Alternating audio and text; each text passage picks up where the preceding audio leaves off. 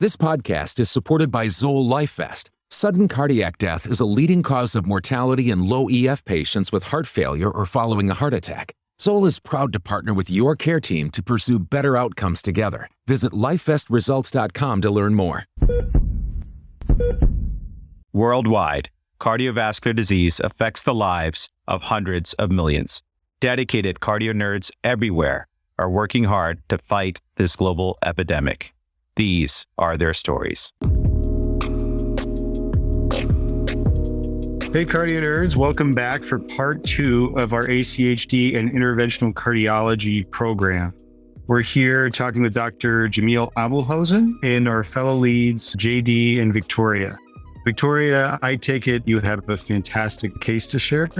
Sure. The patient is an 80-year-old man with a history of non-obstructive coronary disease, hypertension, and BPH, who presented to clinic with dyspnea on exertion. His echo actually revealed an enlarged right heart in a positive saline contrast study. So he was referred for consideration of an ASD closure with a presumed diagnosis of a secundum ASD. However, a TEE demonstrated a superior sinus venosus defect, which was confirmed on cardiac CT, which also showed that his right, middle, and upper pulmonary veins drained anomalously into the SVC at the SVC and RA junction. Victoria, great case. And what I'll say is I'm really glad that you guys did a workup before you went ahead and made an assumption that this was a secundum ASD for a closure. As a reminder to our listening CardioNerds, there's a great discussion of sinus venosus defects on another CardioNerds episode 106 in our CNCR series with Boston Medical Center, MGH, and Brigham and Women's, where we had Carrie Schaefer come on and discuss the nature of the defect. But let's briefly recap on some of that here, because I think it's very hard to visualize these types of defects in your head. A lot of the time, sinus venosus defects get grouped in with atrial septal defects because the physiology is very similar with an atrial level shunt. But in reality, the defect is not in the atrial septum at all. So you will get a talking to by a pediatric and adult congenital cardiologist if you say this is a sinus venosus atrial septal defect, because it is not actually the atrial septum. Get your heart models out, CardioNerds, unless you're driving, and take a look at the back of the heart where the pulmonary veins are. You'll see that the right upper pulmonary vein actually passes immediately behind the SVC-RA junction on its way to the left atrium. A lot of tight real estate there. The sinus venosus defect really can most easily be thought of as a defect in the wall between the posterior aspect of the SVC-RA junction and the anterior aspect in the right upper pulmonary vein. The location is really difficult to see well on surface echo. And even if you're doing a TEE, if you're not looking, you may not see it. You have to look posterior and you have to come superior. It's not your standard bicable view that you can always see this. So if you see right heart enlargement and you can't explain it otherwise, you have to keep sinus venosus defects in your differential. They're almost always associated with partial anomalous pulmonary venous return, but often the pulmonary vein actually isn't in an anatomically abnormal position. It's just that the right upper and middle pulmonary veins are doubly committed to the left and right atria due to the venosus defect itself. There are, however, frequently additional anomalous pulmonary veins that drain higher in the SVC. Wow, Josh. Thanks for that thorough explanation. I was genuinely picturing it in my head as you were explaining it. So thank you so much. It's a lot easier to envision these defects now because they are still pretty puzzling. The question I really am trying to think about, should we just try to manage this patient medically, or do we close his sinus venosus defect? I mean, he's 80. He's made it pretty far, right? Is there anything different about the way you approach closing atrial level shunts in a patient his age? You bring up a good point, because age really does make a big difference in the way we think about really all atrial level shunts. So in children and young adults, a lot of times we're recommending closure, even in asymptomatic patients, to prevent eventual complications, heart failure, atrial arrhythmias, pulmonary hypertension, even some data suggesting that it prevents premature death. Of course, we don't have randomized trials to prove that it does any of that, but natural history studies tell a pretty compelling story. And an 80-year-old, on the other hand, who doesn't yet have any of these things, no pulmonary hypertension, no atrial arrhythmias, no heart failure other than some dyspnea on exertion, it's harder to argue that we're going to prevent premature death for this 80-year-old. So to some degree, he's passed the test of time, and the likelihood that we're going to significantly impact his risk of developing arrhythmias or pulmonary hypertension is low. So in my opinion, in elderly patients, the best reason to close an ASD is for relief of symptoms. However, anecdotally, and there is some data to support this, elderly patients often really do get a big symptomatic benefit after having an ASD closed. And what I have seen and what I've heard from mentors is that those are some of the patients that you can actually expect the largest symptomatic benefit from an ASD closure. But the bottom line is you really have to do a thorough evaluation and make sure that there isn't some other reason the guy's short of breath, because otherwise you're going to put him through a big procedure and not help him. Dr. Aboulhosn, does that jive with what you've seen? Well, I think you bring up some very good points, but I'll tell you my own experience as well as a growing body of literature suggests that elderly patients can benefit significantly, actually, from ASD closure and correction of anomalous pulmonary venous return and superior sinus venosus septal defects. And I've seen it many, many times. I think the first point that you made about an 80-year-old withstanding the test of time, that really, what are we trying to prevent? And I get you. I think it's a tough decision if the only options we had were open surgical options. But much like TAVR and mitra clips, where did we see the utility and the benefit initially, right? It was in the higher risk, non-surgical candidates, high risk surgical candidates that were older, et cetera. And that's where we started seeing, hey, you know what, these interventions actually make a difference. And I think that's where a nuanced understanding that is based not just on reading the literature, but also on observation and understanding that this is a growing elderly population, I think tells me that I approach each of these as an individual. And that's the great thing about ACHD, I think, is that it's not super rare, but it's uncommon enough that you have to have that kind of anecdotal experience play into things and then assess each patient individually.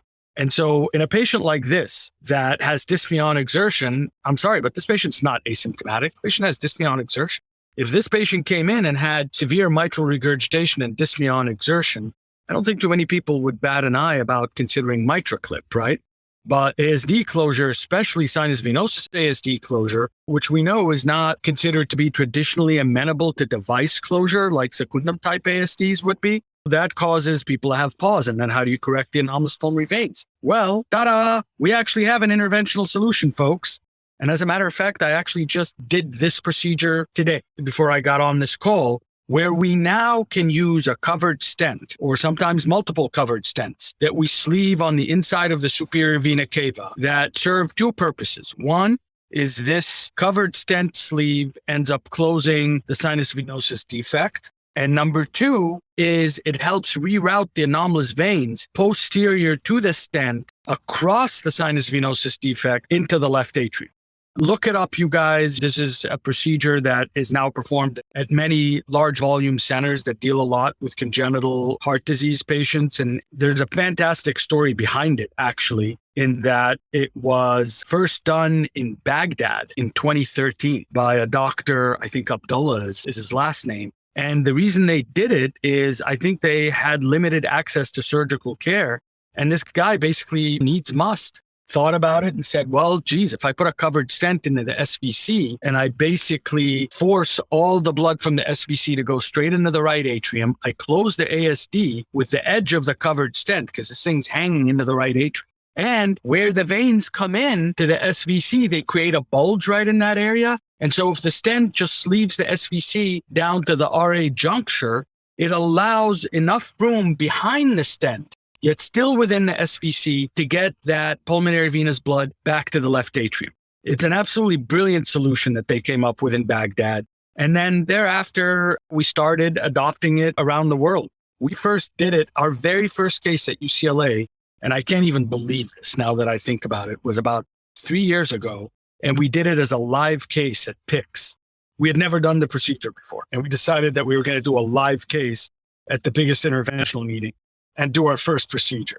Yeah, it wasn't me that had the cojones. It's a guy named Morris Salem, who was the congenital interventionalist at Kaiser, LA. Very good friend of mine and just a very talented interventionalist. But it takes that kind of thing. This is the story of medicine, especially congenital cardiology and congenital surgery and interventions. It's the story of this, people doing these kinds of things. Anyway, the point is that this procedure allows you to basically non-surgically repair sinus venosus ASD and anomalous pulmonary veins the right upper and the right middle, if they enter in a specific location. And you'll see the SVC will almost always bulge. Whenever you look at CTs or MRIs on these patients, you'll always see that extra volume coming into the SVC causes it to bulge right in that area. And then sometimes it'll narrow just a little bit at the entry port, at the crista terminalis area, where there's that sort of muscular entry into the right atrium that you begin to get. That's where you want to engage it down below. Now, one of the problems with this is that the left atrial pressure will rise in older patients. The patient whose case I did today was 72 years old with a superior sinus venosus defect, right ventricular, right atrial enlargement, dyspnea on exertion, basically similar story, but he's 8 years younger than your patient. And lo and behold, when we closed the sinus venosus defect, the left atrial pressure and the pulmonary venous pressure went up. And it went up. Why? Because now we're forcing all the blood that used to cross through the ASD and end up on the right side of the heart to go to the left side of the heart. And that you should always be wary of in closing the ASDs of any older patients or maybe even PFOs, stretched PFOs, in that sometimes these are serving as pop-offs to left ventricles that are small and maybe have diastolic dysfunction. And so the way I do this procedure is I actually do a transeptal first below the superior sinus venosus defect. I mean, this is going to sound weird the way I do it, but anatomically, if you think about it, it makes a lot of sense. What I do is I put a catheter from the femoral vein up the IVC into the right atrium through a transeptal puncture into the left atrium, then across the sinus venosus defect into the anomalous vein. And what I'm trying to do there is maintain my access to the anomalous vein. Why? In case that covered stent goes up too much and now obstructs venous return, then I still have the ability to balloon the vein or possibly even stent the vein to rescue that situation. I've never had to do it in the dozen plus, maybe 15 cases that we've done like this. I haven't had to do that maneuver, but I always prepare for the worst here. And especially when you're doing stuff where, it was done in Baghdad and then they did some of these in London. And it's not like we're talking here about, coronary stenting where I'm looking at 1,000 patient series. The last thing I was going to say about the high left atrial pressure is the fact that I did a transeptal. I pull the sheath and the catheter back across and I leave a small ASD in place. I leave a 3-4 millimeter pop-off for that left atrium. And so if it doesn't need to stay open, we'll endothelialize and close over time. But in this particular patient, he started with a left atrial, a pulmonary venous pressure of about 15. After we closed, we put the covered stent in, his pulmonary venous pressure shot up to 24 and the left atrial pressure was 23. So a small gradient, so mild pulmonary venous stenosis was caused, right? At the end of the case, I pulled the catheter through the atrial septum and I left him with a small ASD. And by TEE, he had a mean gradient of 8 millimeters mercury, continuous Doppler through that. So anyway, fascinating procedure. That's how I would approach your case. I'm sorry I took a really deep dive into that, but I think this is a very exciting area for interventional congenital cardiology. Dr. Aboulhosn, that was incredible to explain. How are these closed surgically? Yeah, so happy to talk about that. And we should also recognize that surgical correction is still considered the standard of care for patients that have these kinds of superior sinus venosus defects. But as opposed to the surgical closure of oxygen secundum type ASDs, you can't just simply patch the hole closed. Because if you do that, then you're going to leave your anomalous pulmonary venous return into the SVC. And so you're still going to have a shunt. Maybe not as large of a shunt, but you'll still have a shunt. And so therefore, it requires a more thoughtful surgery that allows the pulmonary veins to return to the left atrium. And so you have to baffle the pulmonary veins over. And a baffle is like a tunnel that is created within it. In congenital heart disease, baffles are very important that allow venous or arterial blood to go from one location to a very different location. It's almost like creating the channel or the big dig. So a surgeon has to basically suture in this baffle from the mouth of those anomalous veins, usually through the sinus venosus defect and into the left atrium. However, if they do that, sometimes they end up with a narrowing of the SVC because there isn't enough SVC to allow you enough space to both have systemic venous return to the right atrium from the innominate vein, so on and so forth. as well as the pulmonary venous return to the left atrium. So oftentimes people would end up with stenoses of the SVC. Now, the stenting procedure I mentioned earlier gets around that by actually having something with radial force in there that keeps it open. But what the surgeons often do is something called the Warden procedure, named after Dr. Warden, who did this, which is to actually put a graft in. And this would be a Gore-Tex graft, typically 10, 12, 14 millimeters in diameter and 5-6 centimeters in length, that connects the brachiocephalic innominate vein confluence, basically the high SVC, to the right atrium. And they usually plug it into the right atrial appendage. And then that allows the lower portion of the SVC, the mid and low SVC, to be utilized as a baffle or as a part of the baffle to get the pulmonary venous return back to the left atrium. So there's a couple of ways to skin the cat. I think Josh mentioned earlier about sometimes the right upper pulmonary vein coming in very high. And when I say very high here, it's not above the innominate vein juncture. It's still below that, and it's typically below the takeoff of the azygous vein as well. And so in cases like that, they can't just use one patch. So they have to do what's called a two-patch technique to make that happen. One thing that's really important, if you want to be a congenital interventional cardiologist, or just even a congenital cardiologist as well, imager, you've got to understand how surgeons do surgery, exactly what they do, and how interventionalists do their job and exactly what they do and what the limitations are. This is why it's really important during fellowship, even if you don't want to be an interventionist. Like, some people come to train with us in adult congenital and say, well, I just want to be an imager. I'd rather not spend a bunch of time scrubbed in the cath lab. And, I usually say this isn't a program for you, because I feel very strongly that whether you're an imager or an interventionalist, invasive cardiologist, non-invasive, you have got to know how things are fixed in order to know how to look for problems with the way that they're fixed and how to call out appropriate interventions and repeat surgeries and such. And this is a great example. I'm so glad you presented this case, because this is a nuanced case. The surgery is a big surgery, but we now have a fix that is non-surgical. And so an ECG-gated CTA and a referral to a high volume, it's got to be a high volume congenital heart disease center that does this kind of work and specifically ask about these kinds of interventions. Because even in an 80-year-old, the patient may actually feel a lot better after they get that kind of covered stent. Well, Dr. Aboulhosn, you're right up my attending Dr. Piana's alley about understanding how to fix the problem is just as equally as important of fixing the problem. He makes sure that we understand that. So I really appreciate this explanation. Josh, now that we at least have some foresight that your patient had the option of surgery or an interventional approach, what did you all decide to do? Thanks, Victoria. We did consider surgical closure for our patient, which, as Dr. Aboulhosn mentioned, is still considered standard of care first-line therapy for superior sinus venosus defects. But we also recognize that while he wasn't at prohibitive surgical risk, his age certainly made the prospect of open heart surgery a bit more daunting. And given that our main objective at this point was to make him feel better, we didn't feel like the sternotomy was the fastest way to do that. He additionally wanted to avoid surgery if possible. So we discussed him at multidisciplinary conference and decided to move ahead with an attempt at transcatheter closure that Dr. Aboulhosn described.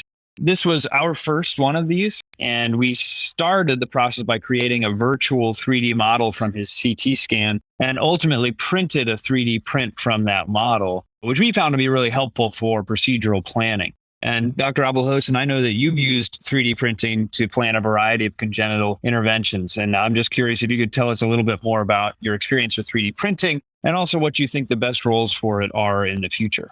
Good question. If you would have caught me with that question 7-8 years ago, I would have said to you, absolutely, yes, I 3D print everything. Or maybe even 3 years ago for this particular lesion. Yes, let's 3D print everything. But I actually don't do that much anymore. And the reason I don't do it much anymore is I rely so much more now on ECG-gated CTAs, a systolic and a diastolic phase. And I have a Mac with Osirix, which is basically a rendering software that allows you to do multiplanar reconstructions, curve MPRs, and those kinds of things. But I essentially use that now. And then I know the equipment that I'm going to use. So I essentially make all my measurements and do all my modeling digitally these days.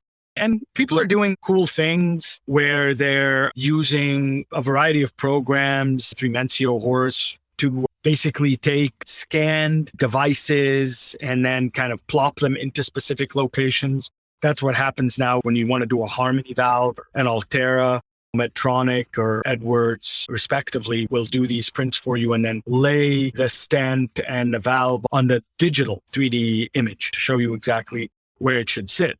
We printed a ton. We printed the hearts for a variety of trials when we were doing native RVOT lesions. But it's so variable because it's dependent on the materials that you print with. So hard, plasticky, see-through materials, as nice as they are, those are teaching tools. In my mind, those are useless for telling you how the heart's going to behave. Utterly useless. And the reason I say that is nothing behaves like that. The heart is a moving, dynamic organ. To simplify it down to a frozen piece of plastic and think that that's what you're going to go and do in the cath lab, you got another thing coming. No way. I've actually made mistakes based on those. Softer prints with more pliable materials are more helpful. But again, I don't think absolutely necessary if you have the kind of software that I mentioned that allows you to do multiplanar reconstructions. You have a 3D printer, we'll print things occasionally, but I've seen my use drop off immensely in the last, I would say, 3 years. Great. Thank you so much. And in our case, we used a 3D model since it was going to be our first one. And as you mentioned, we did print it from a soft, pliable material that was meant to mimic cardiac tissue. And we were able to test a variety of balloons in the anticipated position of the eventual stent. And what we were trying to make sure that we could do is to make sure that the covered stent would allow for adequate drainage of the pulmonary veins behind that stent into the left atrium, as you've already mentioned. And with the balloon inflated in the SVC of the 3D model, we felt that there was definitely enough room for the large right middle pulmonary vein to drain into the LA. But there was a smaller right upper pulmonary vein that we felt was a little borderline. And we decided we'd have to find that out at the time of the procedure. JD, can I ask you real quick before you go on? The other vein, this more superior vein, was it coming in at a much higher location or at the same confluence? It was pretty much the same confluence, but it was really as far away as it could get while still being considered the same confluence. It was almost like two separate ostia that were right next to each other. Yeah, I got you. Those are the toughest ones, honestly, because if it's much higher up, then you just leave it. You land the stent below it and you leave it. So what? Guy has a QPQS of 1.1 to 1 or 2 to 1. No big deal. It's when they come in very close to each other, but the superior vein isn't involved in that roundabout kind of bulge that you end up getting where you can end up obstructing it. Now, here's the deal is if you obstruct a single vein, some people handle it just fine. And there's actually venous channels within the lung that will allow the drainage to go through that right middle vein. Some people not so well. So I'm curious to see what happened with this, JD, because I've had this situation and I've kind of gone both ways on. I'm so glad you brought that up. That is perfectly placed foreshadowing. All right, JD, you and Dr. Aboulhosn had mentioned this occlusion of the pulmonary vein. It really kind of blows my mind, and it sounds like a really big deal. How do we know during the procedure where you're going to be able to safely place the stent or not?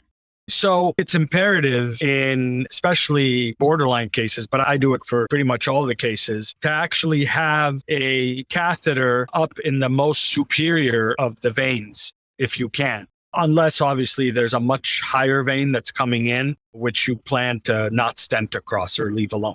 But otherwise, it's important to actually have a catheter in there, and you've got to do a transeptal. Why? Because you have to get into the left atrium, go through the superior sinus venosus defect and into the anomalous vein. So I typically use something like a Judkins Wright 5 French JR to do this.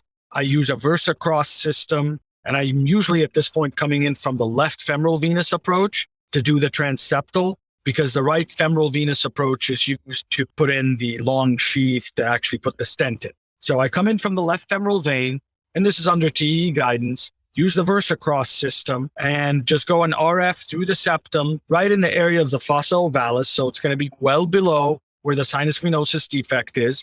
Cross right there, leave a sheet in the left atrium, and that's an 8.5 French sheet.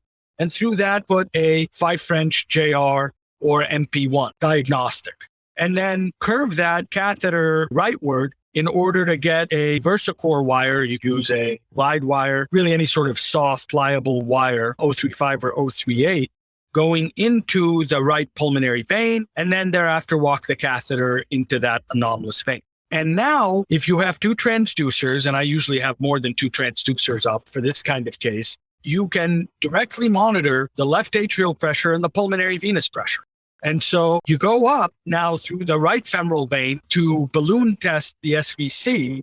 And if you use a really compliant balloon, like say an AGA 24 or 34 millimeter ASD sizing, that thing is great. By the way, one of its less known uses is for it to mold to the inside of any sort of vascular chamber that you put it into. So if you want to take a look at venous narrowings and such, put a nice compliant balloon up and it'll just mold to it. But that's a disadvantage in this setting because it means it'll bulge more in that area where the veins come in and actually make it look like you're going to obstruct the veins with a compliant balloon.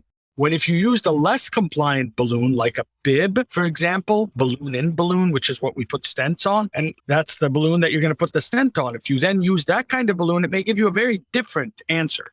It may not show that the veins are actually getting obstructed because it doesn't bulge into that area where the venous confluence comes in. So we do both. Like today I did both. Went with an AGA balloon first, and sure enough, it had a chubby bulge right where the veins came in. And it looked like it was obstructing the veins on an angiogram through the catheter that was in the pulmonary vein. There was hang up of contrast. There was a 4 or 5 millimeter ripple gradient between the vein and the left atrium. And then switched that out and put in a 24 millimeter bib instead of the 34 millimeter AGA. And sure enough, with a 24 millimeter bib, there was beautiful flow. And so then I stented. The way I do it is I actually put an anchoring uncovered stent first into the SVC above the level of where I'm going to put the covered stent. And actually today I think it's the first commercial use of this stent that got FDA approved in the United States. It's called the G-Armor stent. It's a 10-zig 6.3 centimeter stent that was designed by none other than the great Dr. Gareth Morgan, who's about my age. He's a really good friend of mine too. And shout out to G Money. He actually got this stent designed and FDA approved. So we put it in today and it's a nice long stent. And then I like to put in a second stent that's uncovered up top as well to sandwich it in. When you're using a really long stent, a 6 centimeter stent that you're trying to flare into the right atrium from the SVC, there's a good chance that that's going to embolize, right? Because let's say you're going from 22 millimeters up top to 34 millimeters at the bottom. If you try to make a stent into that kind of cone shape, it's going to actually lose its interference up top. So you have to kind of anchor it and sandwich it up top to get it to do that safely. But anyway, if you go through those steps, it's very likely you'll get a good result and will not obstruct the veins. But if you do obstruct the veins, you have the ability to still actually intervene on that obstruction because you have a catheter out in the pulmonary vein. So you can balloon the confluence or you can stent it if you need to. Does that all make sense, you guys? I'm throwing a lot of stuff at you here that typically requires a 2-year ACHD fellowship. But you guys seem to be getting it, and that's great. But I'm happy to answer any questions about it. No, that's great, Dr. Aboulhosn. Thank you for running us through that. And that is pretty much a rundown of exactly what we did. But of course, before we decided to start the procedure, since it was our first time doing it, we decided to get some expert help. And we reached out to Dr. Shakil Qureshi, who had published a relatively large series on this in JACC a couple of years ago. And he actually agreed to be present along with his partner, Dr. Eric Rosenthal, on Zoom for the duration of the case, which was really very helpful to us for our first one. So just some of the nuts and bolts of the procedure, we established a rail from the right femoral vein to the right IJ and externalized that stiff wire out on both sides. Our patient actually had a PFO, which was easy to cross. So rather than going transeptal, we just used the PFO and placed a long sheath in the left atrium like Dr. Aboulhosn described, and then accessed the pulmonary veins through the sinus venosus defect, as you mentioned. And just like you mentioned, we had a pigtail catheter up in the right upper pulmonary vein through that left atrial sheath and had pressure transducers on the pigtail catheter in the vein and the left atrial sheath in the LA. And so we were able to not only monitor pressures, but also take angiograms in the pulmonary vein with the balloons inflated in the SVC. And just like you said, when we inflated a compliant balloon in the SVC, we saw a distinct bulge into that small right upper pulmonary vein, and the pressure went up, and angiography demonstrated that it was a very small vein, but it was occluded by that balloon.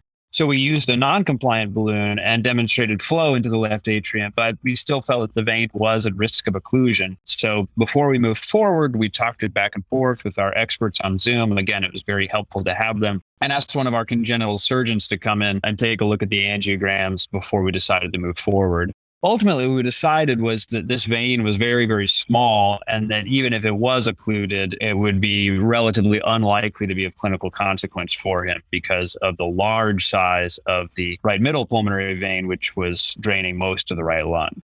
Okay.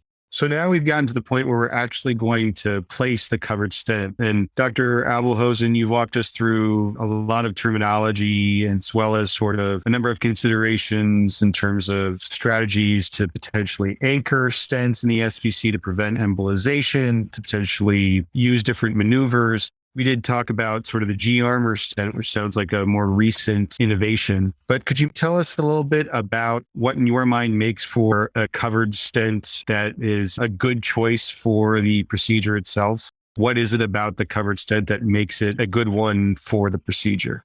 Yeah, gotcha. So there's really only one choice prior to the G-arm coming on market. And we'll see how the G-armor performs with others. This is just the first commercial implant, so we'll have to see. But it's called the covered CP stent, the Cheatham Palmaz stent. It's a platinum iridium platform. It's actually the stent on which the Melody valve is based as well.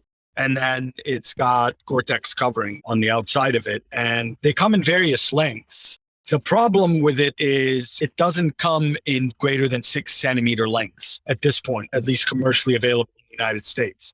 They can custom make stents that are longer, but the major downside right now to any of these stents, even the commercially available G-arm, which is only 6.3 centimeters, when you expand these things, they foreshorten. So at the end of the case, it was 5.1 centimeters long. And the problem there is that means that if you don't put enough of that stent up into the SVC well above those veins, it's going to be poorly anchored. And there's an embolization risk. You know, you mentioned Jack Qureshi and Eric Rosenthal. If you look in their series, they had not a huge number of embolizations, but a few embolizations reported as a complication of this procedure. So my main concern about the available covered stents is how short they are and that we need longer covered stents.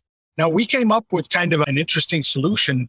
If we needed more coverage and we were uncomfortable trying to put multiple stents inside each other, we didn't feel that was going to be a stable platform, we actually sutured stents together. And so created a really long 10.5 centimeter interdigitated stent that was 2 6 centimeter stents or a 6 and a 5 centimeter stent that work together. You know, again, totally like off-label stuff. You would never try this in the coronary world because you get excoriated if you had a complication. But when you're in congenital land, it allows for a little more leeway for that kind of stuff. But yeah, I don't think we're quite there yet as far as covered stents. We need longer ones. But the CCP, the covered Cheatham Palmaz stent, is the go-to in most of the country. And in most adults, especially adult males or females that are taller, where you need more than 5 centimeters of coverage, you're looking at using 2 stents, which inherently is going to have some additional instability because now you're having to overlap 2 stents at various sizes. And that's where using these anchoring and sandwiching stents becomes really important, using uncovered stents to tack down 2 covered stents where they overlap. So we've used that technique as well. Thank you. That gives me a lot of information about how you think about things technically and making sure that you are covering the surface area that you need to, and also taking that stent out of the box, knowing that it's going to foreshorten. And that's a huge consideration when you're thinking about the amount of real estate you need to cover in the way that you're going to set up your stent and having an adequate avenue around for the pulmonary veins to go. It's just a lot of 3-dimensional thinking and making sure that you have what you need. Yeah. And the other thing I would say is you can't also be too formulaic, which means that it's important to go in with a plan and be prepared and have done all your homework and do everything that JD was bringing up there and that we've been talking about. So that's key to success. But another key here is you have to also be nimble and realize that there's heterogeneity, that you may get information right there on the spot that makes you change your game plan. You may have to shift it up completely. You may end up with some displacement of the stent. How are you then going to tack it down? What are you going to do? How are you going to solve it on the spot? So it can be super stressful, but you can't prepare for every eventuality. But you should have enough stuff in your locker to be able to get yourself out of trouble. This is not something you do as a one-off or even as a two-off. And I'll tell you why. The reason is that it actually takes a certain critical volume of these kinds of cases to be able to get yourself out of trouble. The key isn't to interventional cardiology and especially interventional congenital. It's not being able to do a procedure. Oh, can I put a valve in? That's not the hard part. The hard part of it is when you run into trouble and there's a complication, there's a dislodgement, there's an embolization, there's something that's unexpected. Do you have the tools to actually save that patient's life and get yourself out of trouble? And are you able to do that? And if you can't do that, then you're better off letting somebody who can do that procedure on that patient. And that's where expertise and critical volume comes into play here. And this is a tough topic to tackle. Why? Because it rubs up against territorialism and ego. And let's face it, we all want to be fighter pilots, right? So it's like, oh, well, what do you mean I can't fly the F-22? Of course, just because you told me I can't fly it, I'm going to go fly it. But this is where we have to be smart about what we do and how we do it. And really get a critical volume, get a critical amount of expertise, go and rotate with places that actually do a lot of this, come back, start a program. That's how you do it. So what we did is we actually did apply for one of those custom-made 8-centimeter long covered stents and ordered it from the manufacturer in advance, which is a little bit of a pain because you have to get FDA and IRB approval since it's a compassionate use device. But it really worked great. We were able to, with the help of our proctors, position it just right so it had enough length up in the SVC to anchor sufficiently. But also because it was so long, it came down enough that it actually left no real residual shunt. At the end of the case, as Dr. Aboulhosn mentioned might happen, we did see that very small right pulmonary vein was almost occluded. But the patient was discharged the day after the procedure, and now at least a year or so out, he feels a ton better and he never had to undergo surgery. So it was really a win for him. So can I ask you, are there certain features of a sinus venosus anatomy that you would consider to be a higher risk for this type of procedure? Just to kind of follow that line of thinking to understand that there may be complications and you may need to get yourself out of trouble. Yeah, I think the two extremes are, in my mind, the highest risk. One extreme is if you have a persistent left SVC, and so therefore the right SVC is small, then your risk of actually obstructing the pulmonary veins is, in my opinion and my experience, higher in those cases. So that's one. The other extreme, in somebody who's really tall, who's got a big SVC and a long distance that you need to cover, the fear about having appropriate stability. There now you're trading off a lower likelihood that you're going to obstruct the veins, but a higher likelihood that you're going to have instability. And veins are very tricky to stent. I've embolized a lot of stents in veins and devices over the years. Why? Because in an artery, you go, okay, well, I'm going to oversize it 20, 30%. Great. Then you put your stent in, it's super stable. If you do that in a vein, you're going to embolize that stent. You often have to go 40, 50% more. It is a very compliant structure. Both extremes can be scary, but in the end, this is one of those things where you've got to have a lot of experience, and especially with this kind of work, large diameter stents. The difference between coronary interventions and these kinds of interventions is that it's almost like someone riding a motorcycle versus somebody driving an 18-wheeler. We're driving 18-wheelers. It's a very, very different experience. Much larger delivery systems and balloons and huge sizes. You're putting things up to 24, 26 millimeter diameters. So it just takes a certain amount of training and experience to be able to do it. And that's why I strongly recommend that for people that want to try this kind of thing, it's best to actually send it to a high volume center and then go to the high volume center and join in, learn how to do it. Or you can get proctors to come in as well, or come in via Zoom. But it's important to get a critical mass, a critical number of cases under your belt. JD and Dr. Aboulhosn and Dr. Ghobrial, even though she's not here right now, y'all are so inspiring to me as a second-year cardiology fellow going into intervention and someone who has a passion for health equity. ACHD is a field with a special patient population that needs more discovery and equity. So it is a high interest of me. And you keep talking about how does someone go about getting into training as an ACHD provider that's an interventionalist? What's the pathway that you would go? So actually, there is a statement from SCAI that was published in 2020. And it's basically a guideline statement regarding the necessary training, competency, and institutional requirements for ACHD interventions. And it actually gives volumes. I was actually a first author on that, and I'm not just trying to raise up my own work, but this was actually a critical thing that SCAI wanted to do because there just was no standard that anybody was following. It was just all over the place. And it's unfair to expect that people do a 2-year ACHD fellowship if they're ever going to do ACHD interventions. We're not going to get anybody doing ACHD interventions at that point. So what are the training requirements for people that are not ACHD interventionalists? So we brought together representatives from the ACHD world, from the structural interventional world, and from the pediatric congenital interventional world. And so it was basically 30%. So it was equal representation. And we got into different working groups and tackled this difficult topic and ended up voting on everything and came up with basically training recommendations, which state that you should do at least 150 diagnostic and interventional cases, and at least 100 of them should be interventional cases. And then we go through and give volumes for how many you should do of each. I don't remember all the exact numbers, but 12 pulmonary valve implants, for example. How are you going to get that volume if you're an adult interventional cardiology fellow or interventional cardiologist?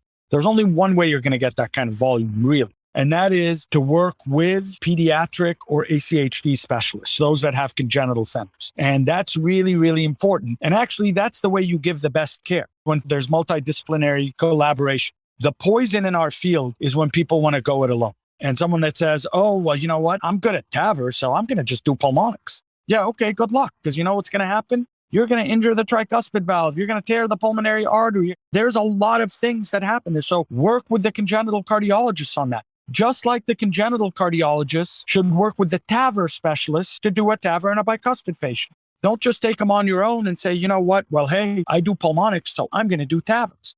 So this is where our field is really going to benefit. And my advice to you, Victoria, as an incoming interventional fellow in the next year and a half, and this isn't just during fellowship, this is a lifelong thing. Work with people that know what they're doing and learn from them, and then you'll get better at what you do. And eventually, a rising tide will float all ships. I basically trained as an adult cardiologist and then as an adult congenital specialist. And then my interventional training was actually with pediatric cardiologists. I had to learn a brand new language, learn to work on babies and children and adults. People were like laughing at the road that I took, but it actually is a road that led to a place of specific expertise for this specific population. But I think it's approachable through various ways. And that SCAI statement that was published in 2020, Levy is the last author. It's got Hijazi, it's got McElhaney, it's got a bunch of the leaders in these multiple fields that have all agreed to those volume requirements. And so I would say stick with that. And wherever you end up going to do your adult fellowship, see if they actually have a pediatric and congenital program and see if you can get some time with them. Oftentimes, they're really happy to have you. Like, we're always super happy when an adult interventional fellow comes and goes, hey, can I scrub in with you? And can I go, great.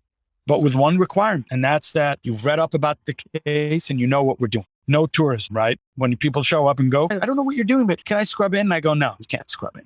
Sit back there, learn what we're doing, and then you can scrub in on the next day when you've learned about it. But I think you'll find that people will be open to having you do this stuff, Victoria, as long as it's an honest effort that's being put in. I think that's what people want. Sometimes it's taken as, it's exclusionary. And I don't think that that's necessarily the case. I think it's wanting to show that they have a true interest in this. And it's not a one-time ego thing that they're doing to say they did it. That makes perfect sense. Thank you for that.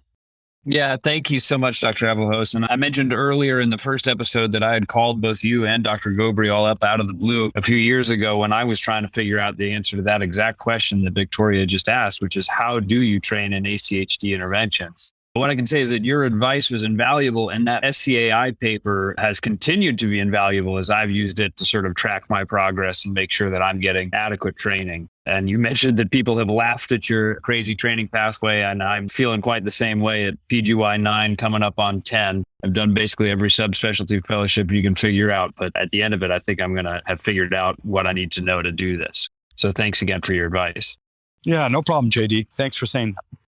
I just want to take the time to thank everybody for what was a great discussion. I learned a lot about the technical considerations in doing this, which is one of the latest and greatest procedures we have available for patients with congenital heart disease. And then last but certainly not least, I want to thank our wonderful CardioNerds co-founders, Dan and Amit, for sharing this space with myself and my ACHD co-chairs to share our passion for the field. And we look forward to having them back for the next podcast edition. So thanks, everybody, and thanks for tuning in, listeners.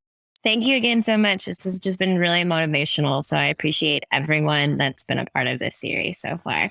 Appreciate your invitation, you guys. Thanks for listening to me ramble on here about my hobby. And best of luck to all of you with your careers. I expect great things out of you. Thank you. I would say it's one of the coolest hobbies I've ever heard of.